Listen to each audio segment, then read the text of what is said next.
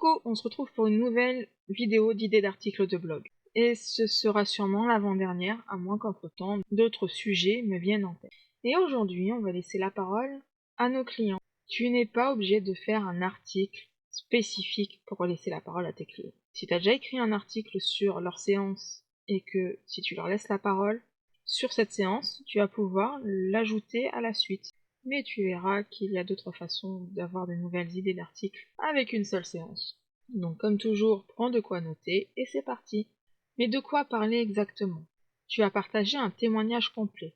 On a vu que pour les séances photos, donc tu retrouveras la vidéo dans le petit i en haut à droite, que tu pouvais mettre des témoignages. Mais sur la séance, ça sera le témoignage plutôt digne de Google.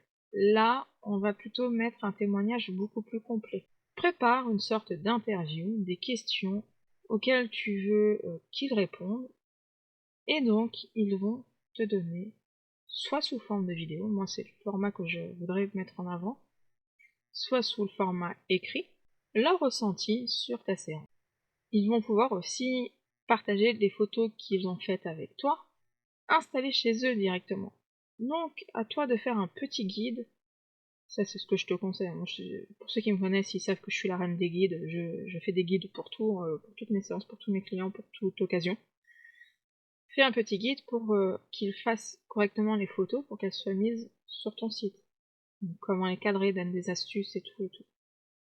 Et en fait, s'ils ont des tableaux, ils pourront les mettre chez eux. S'ils reçoivent du monde, ils pourront peut-être faire des photos des livres que tu leur as envoyés, avec petits biscuits sur la table, c'est les mains de mamie, ou c'est bébé qui regarde les photos, etc. etc. J'en ai plein d'exemples. Et puis bah là, on a vu qu'on pouvait partager des anecdotes sur la séance, mais de notre point de vue. Bah là, laisse-les partager leur anecdote par rapport à ta séance photo. Par exemple, qu'a priori ils ont eu, et puis bah, finalement, ils ont eu un fou rire sur ça, alors qu'ils pensaient pas avoir ce type de fou rire. Ou ils pensaient pas que leur enfant allait réagir de cette manière. Ou ils pensaient pas, etc.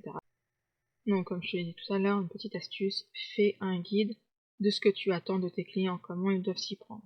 Et fais un questionnaire tout bêtement qu'ils peuvent remplir, ou dis-leur comment répondre à telle question en format vidéo.